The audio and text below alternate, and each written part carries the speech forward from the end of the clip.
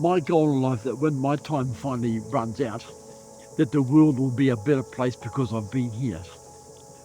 And that to me is the ultimate ambition.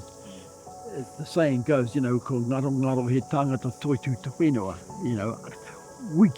Mankind passes through, but the land remains forever. Kia ora tātou. Oa mihi nui kia ko te wakarongo mai tituro mai kia mātou i tēnei wā. Ko Rōpata tēnei tūmai e kōrero mai kia koutou. My name, I have two names in actual fact. One is Rōpata, and that actually refers back to the days when I was, for many years, a Catholic priest working with Māori.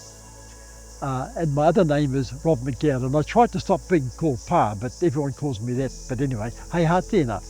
So we're here in Tauranga Moana, in the rohe of Ngāti Pukenga, at the foot of a maunga that stand here, Kopu Kairua. And that's a very, very special mountain in terms of Tauranga Moana, in terms of the people who belong here.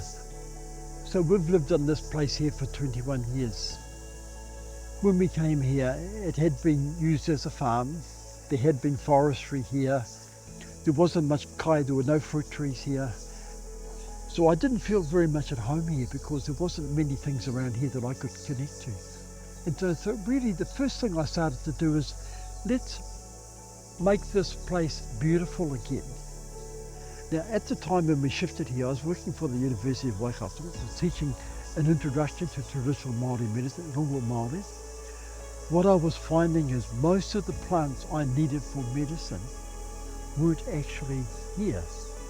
And I had trouble finding them. Lots of kawakawa, and that was about it.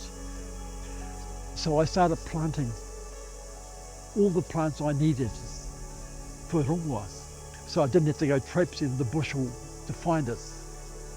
And then I began to realise, in actual fact, the purpose of these plants actually isn't to provide me with rongoa, but to actually bring the land back again. More and more and more I began to have an appreciation, personally, deep time, that was really affecting me, that the land was in big trouble. And that's when really the dots started to be connected. So I learned by actually doing things.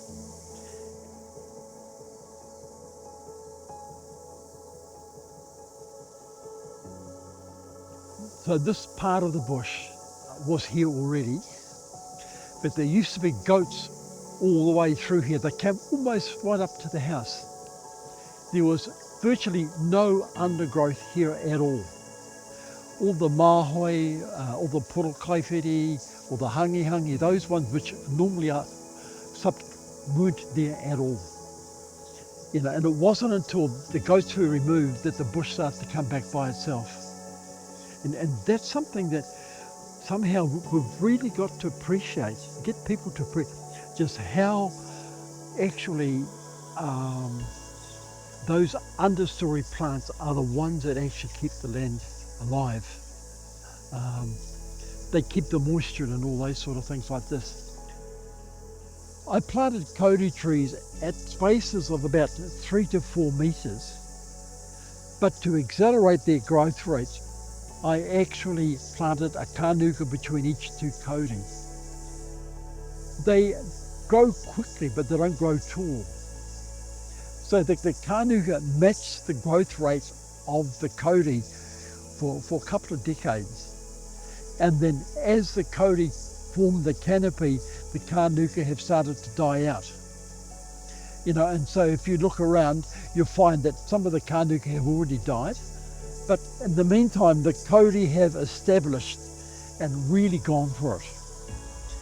So this kauri here is 21 years old. The same age as the big ones up on the hill. But you can see that it's actually in a shaded place, and very rarely does it get the sun on top of it.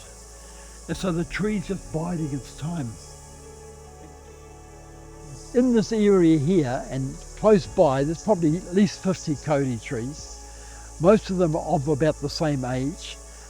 Well, I think the biggest success is that I've ended up with a beautiful forest in a much less time than people expected. One of the myths we have is that native trees are hard to grow. That is a myth. Some things have got to be a bit tricky with, you know. You've got to let the trees tell you how they like to grow. But what I found was if I propagated the trees myself, grew as many as I want and gave the rest away, I grow them, not plant them until they're taller than the weeds. So instead of planting a tōtara at 30 centimetres, I'll wait till it was 3 feet taller. Get that far.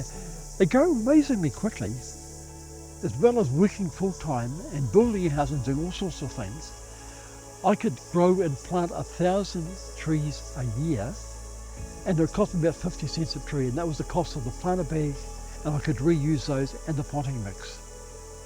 And my most important job is to make sure that the gifts of knowledge that I've been entrusted with continue to be passed on in a way that they can keep growing and becoming more rich, bringing the whenua back.